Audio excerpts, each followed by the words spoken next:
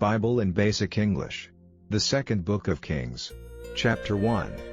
After the death of Ahab, Moab made itself free from the authority of Israel. Now Ahaziah had a fall from the window of his room in Samaria, and was ill. And he sent men, and said to them, "Put a question to Baal-zebub, the god of Ekron, about the outcome of my disease, to see if I will get well or not." But the angel of the Lord said to Elijah the Tishbite, "Go now, and, meeting the men sent by the king of Samaria, say to them, Is it because there is no God in Israel, that you are going to get directions from Baal-zebub, the god of Ekron? Give ear then to the words of the Lord. You will never again get down from the bed onto which you have gone up, but death will certainly come to you." Then Elijah went away. And the men he had sent came back to the king, and he said to them, "Why have you come back?" And they said to him, "On our way we had a meeting with a man who said, 'Go back to the king who sent you and say to him, The Lord says, Is it because there is no God in Israel that you send to put a question to Baal-zebub, the god of Ekron? For this reason, you will not come down from the bed onto which you have gone up, but death will certainly come to you.'" And he said to them, "What sort of a man was it who came and said these words to you?" And they said in answer, "He was a man clothed in a coat of hair, with a leather band about his body." Then he said, "It is Elijah the Tishbite." Then the king sent to him a captain of 50 with his 50 men, and he went up to him where he was seated on the top of a hill, and said to him, "O man of God, the king has said, Come down." And Elijah in answer said to the captain of 50, "If I am a man of God, may fire come down from heaven on you and on your 50 men, and put an end to you." Then fire came down from heaven and put an end to him and his 50 men. Then the king sent another captain of 50 with his 50 men, and he said to Elijah, "O man of God, the king says, Come down quickly." And Elijah in answer said, "If I am a man of God, may fire come down from heaven on you and on your 50 men, and put an end to you." And the fire of God came down from heaven, and put an end to him and his 50 men. Then he sent a third captain of 50 with his 50 men, and the third captain of 50 went up, and falling on his knees before Elijah, requesting mercy of him, said, "O man of God, let my life and the life of these your 50 servants be of value to you." For fire came down from heaven and put an end to the first 2 captains of 50 and their 50s, but now let my life be of value in your eyes.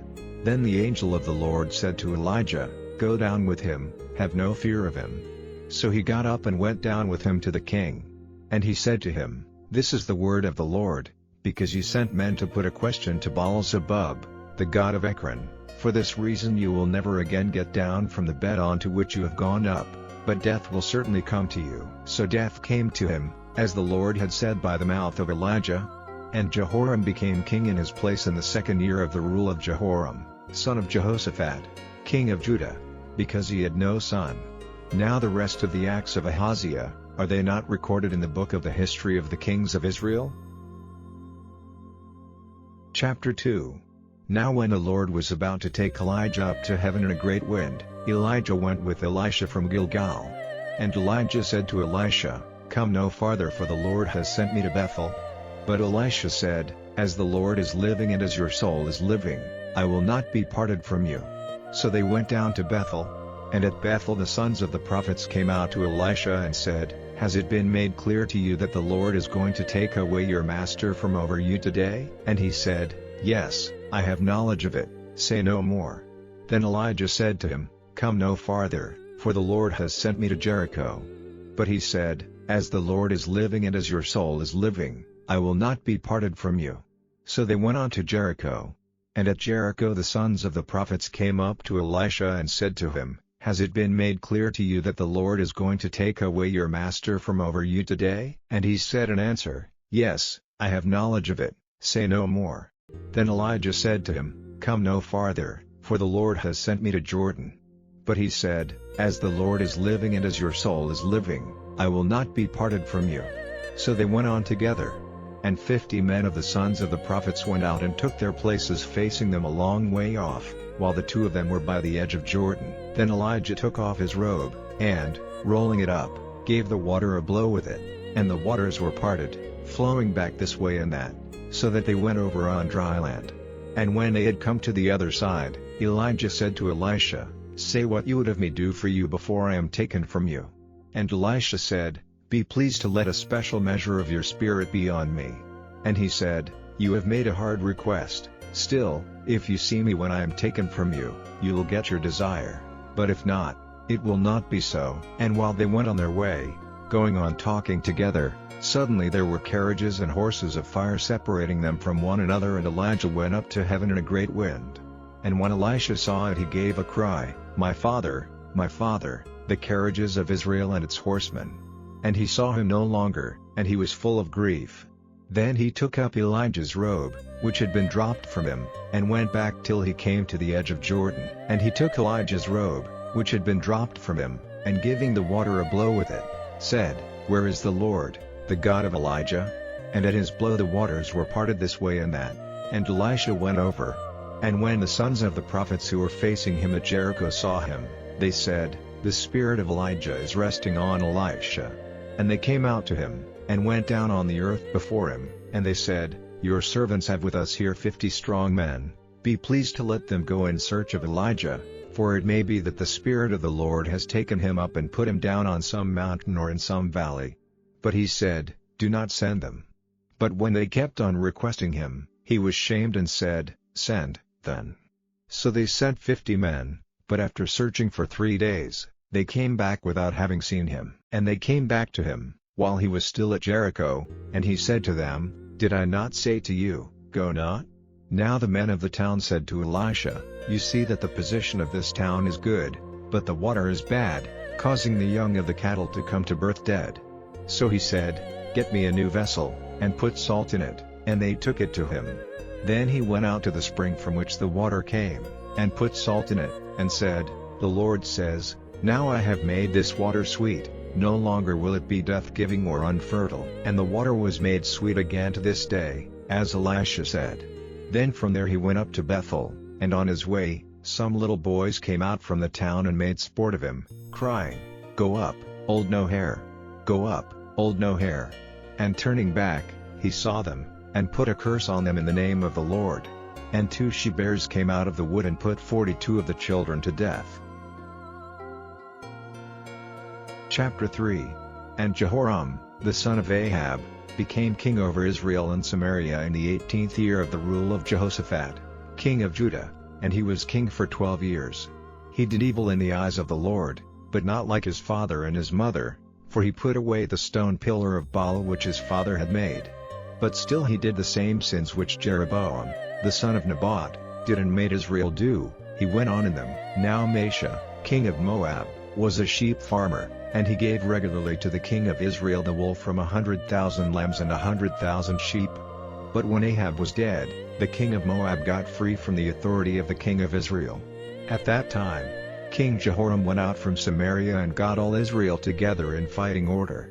And he sent to Jehoshaphat, king of Judah, saying, "The king of Moab has got free from my authority, will you go with me to make war on Moab?" And he said, "I will go with you, I am as you are, my people as your people, and my horses as your horses."